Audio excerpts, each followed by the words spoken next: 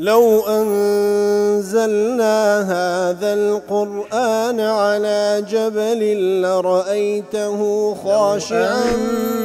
أنزلنا هذا القرآن على جبل لرأيته خاشعا لو أنزلنا هذا القرآن على جبل لرأيته خاشعا متصدعا من خشية الله. وتلك الأمثال نضربها للناس لعلهم يتفكرون.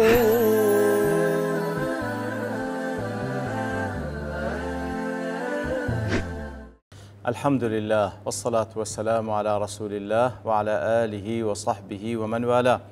السلام عليكم ورحمة الله. برزان خوش حالم لواني 1102 لواني كان تفسير القرآن في رزبيم وخزمتان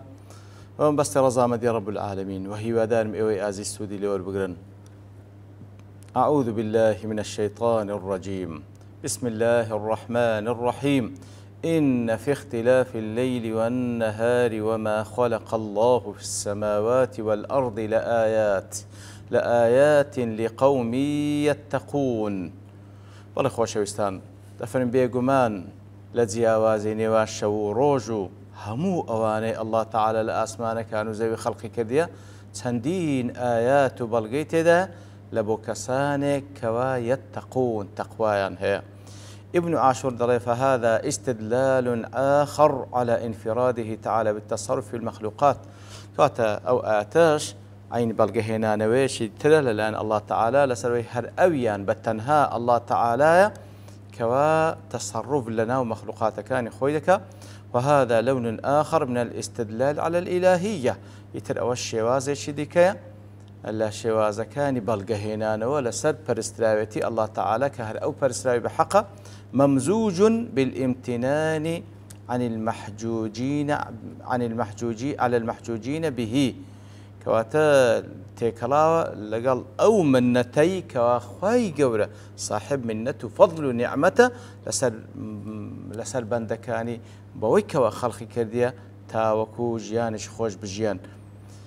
مناسبة الآية لما قبلها مناسبة وآية لقال أوي بيشوتر شيربيني ضلي لما استدل الله تعالى على إثبات الإلهية والتوحيد كاتك الله تعالى أتكان بيشوتر بلقي هنا ولسر يكتا برستي خويوش تنها أو شان برستني هي بويك فرموي إن ربكم الله الذي خلق السماوات والأرض يا كم زاد لسر أوي كواخواي قوري سبحانه وتعالى الله كوا أسمان كان زي يدرس ودوميان بأحوال الشمس والقمر وباشان باسي لمانغو روجو أو منزلي كوا تيدا برن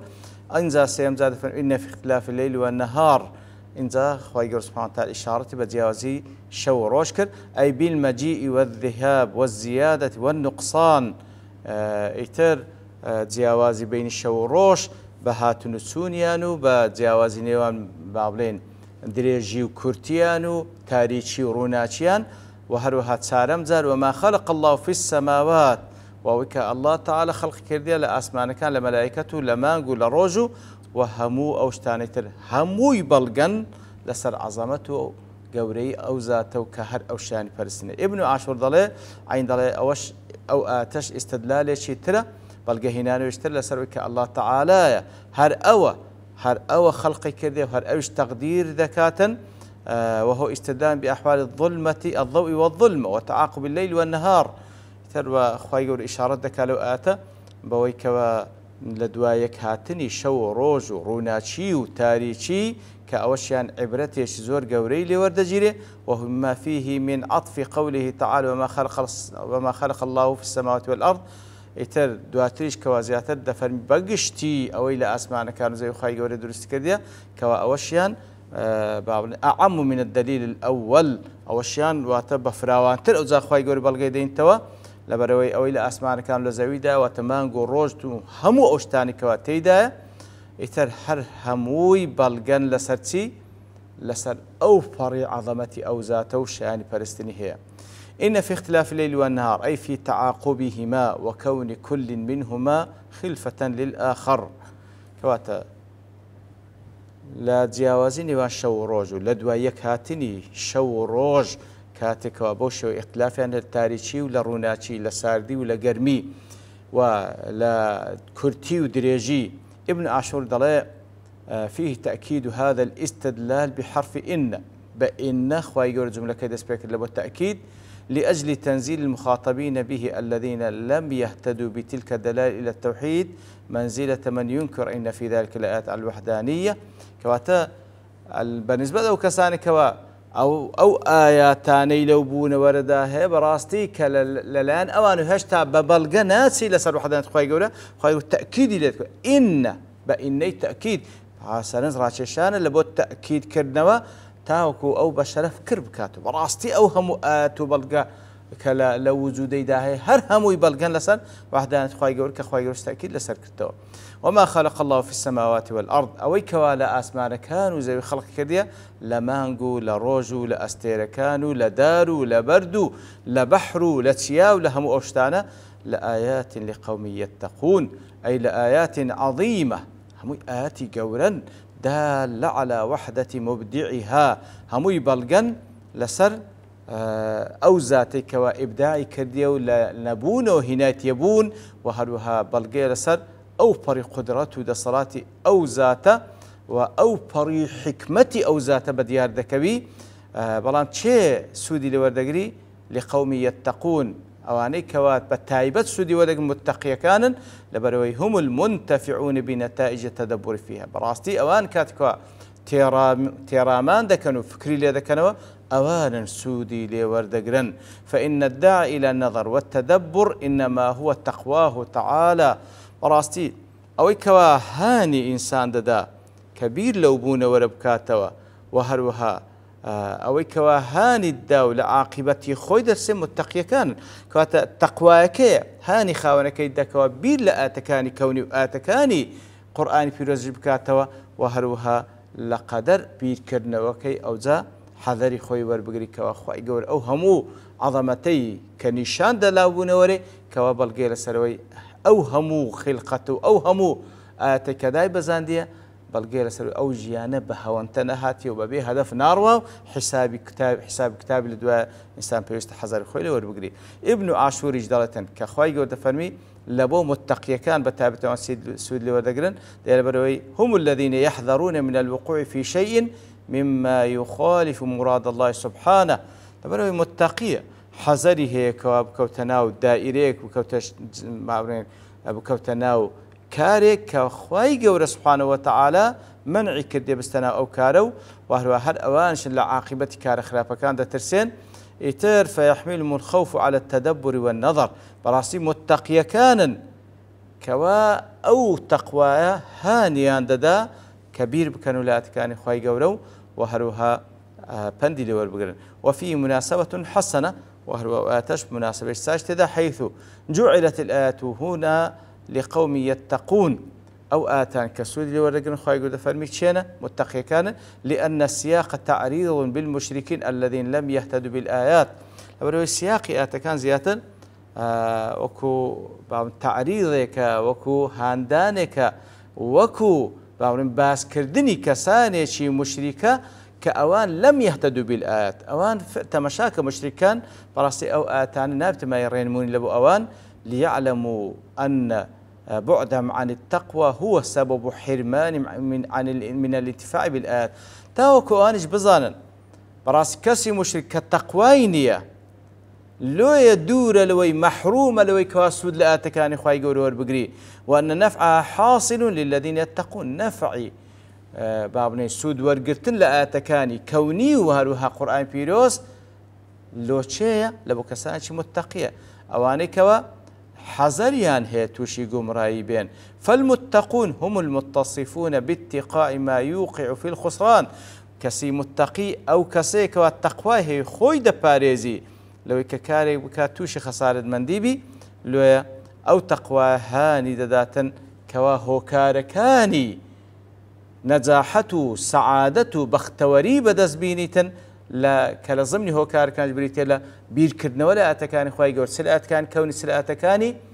قرآني بيروس كلا نتيجة سودي لورد قريو دبيت هان دريش زيادة لبو كوا كار بكاتن لبو أو الرجي كلا بيشيتي لا تفسير محرد أي إن في تعاقب الليل والنهار وخلف أحدهما الآخر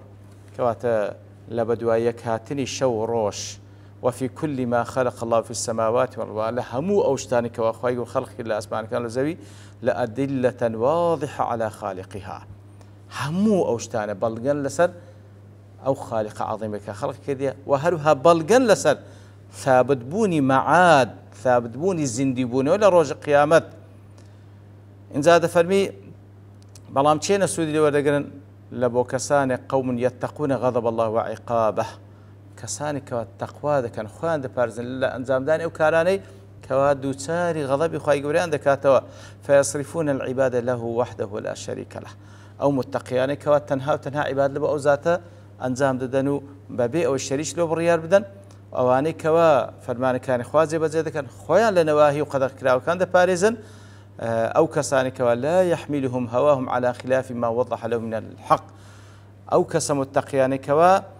تقوى كوان لذكات كخوان لهوا آرزو بباريزن أو هوا آرزوي كوا عادة هاني خاون كيدكاتن خاني خاون كيداتن لو كوا لدواي وكوا حق لو بديار دكي بتي مخالفة وحقش بك يتر براستي أو كوا متقية أو براسي سود وردقل لو آتانا لتفسير السعدي دليل كاتك الله تعالى باسي لربوبية إلهية خويك بالوردقاري تبرسلاوتي خويك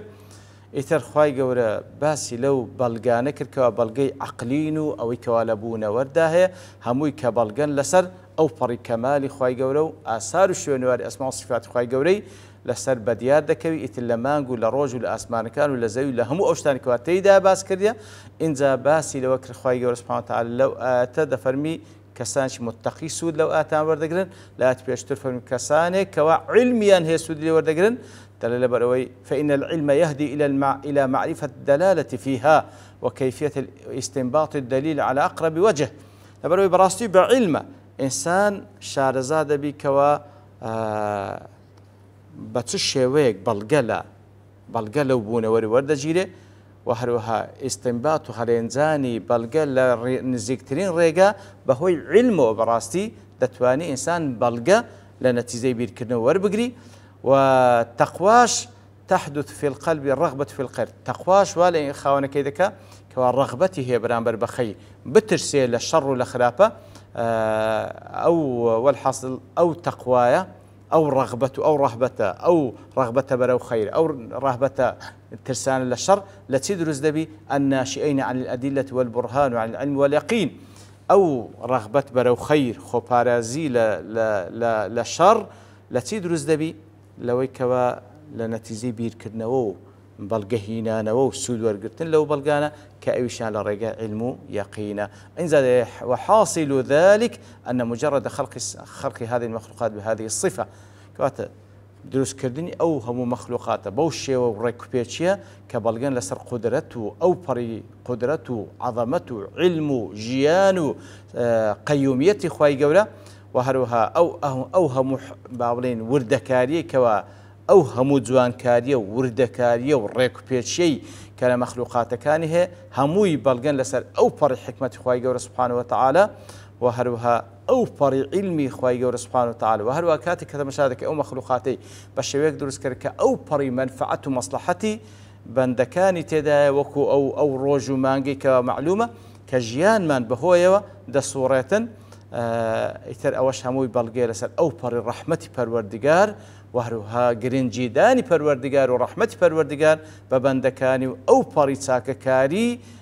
خوای گەورە سبحانه وتعالى لەگەڵ بەندەکانی وذلك دال على أنه وحده المعبود والمحبوب المحمود ئیتر هەموو ئەوانە بەڵگەن لەسەرەوەی کە هەر ئەو زاتەیە تاکە معبود و پەرسترایی بە حەقە و هەر ئەو زاتەشێکەوە شانی ئەوەیە ئەو پەڕی خۆشەویست بی لای بەندەکانی ئەو زاتێکەوە خاوەنی جەلال و خاوەنی ئەو ئەسما و صفاتە بەرزانەیە کەوە هەر ئەو شانیەوەیە کەوە ڕغبەتت هەبی لە بۆ پەرستنی ئەو بترسێ لە مخالەفکردنی ئەو و هەروەها هەموو شێوازەکانی باڵێن عیبادەت تەنها و تەنها لە بۆ ئەو زاتە صرف بکرێ ويك ذرة عبادة لبو غير أو صرف نكري وفي هذه الآيات الحث والترغيب على التفكر في مخلوقات الله براسي واتانش هان مانددن لو كوا فكر بكين ولا مخلوقات كان إخوي جورا والنظر فيها بعين الاعتبار بشويك تماشى مخلوقات كان كي بوت ساوي كوا بندو آموجاري لي وربجيري كاتش كوا بوت ساوي تماشى مانكر فإن بذلك تنفتح البصيرة كاتك بتساوي بندو آموجاري ورقتن لو بونا ورا تماشى مانكر فعلا بصيرته تساوي دلت بيدبيتوا ويزداد الإيمان والعقل براستي دبت ماي زيادة إيمانه زيادة عقلي شد برو بيشتر دتيو قابليتي زيادة دبي وفي إهمال ذلك ببيتسوانوش إهمال كدني بير كدنا ولا مخلوقات كان خواهي جورا تهاون بما أمر الله به إهمال كدني أولانا أصلا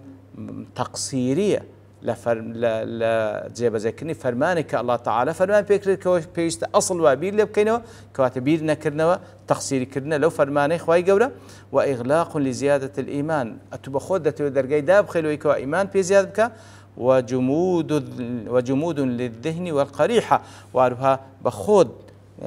بعضنا درجار لعقلي خود داخستيا بويكوا أو عقل بزوليني زياتر شتي بيه درج بكاتن يتر براسي أو بابتك فعلا زور بي مسلمان جدي بي آغان لو كوا مشغلتيان بشتي قسكا مشغلتيان بخمو خفتي دنيا وين لي كرديا لو فرماني خواهي قول سبحانه وتعالى بآقابن كلا سندين آياتان ماندا بير بكين ولا آسمان كانوا زوي همو مخلوقات كانوا لخودي خوش ما كوا براسي لنزي أو بير كرنوا أو فري عظمة خواهي قول مان لبو بديار دكيو لنتيزة دا تقوى وهروها زيادة الروكردن مان لبو خير زيادة اللي بدي دكوي وصلى الله وسلم على نبينا محمد وعلى آله وصحبه أجمعين وآخر دعوانا الحمد لله رب العالمين. لو أنزلنا هذا القرآن على جبل لرأيته خاشعا أنزلنا هذا القرآن على جبل لرأيته خاشعا أنزلنا هذا القرآن على جبل لرأيته خاشعا متصدعا من خشية الله وتلك الأمثال نضربها للناس لعلهم يتفكرون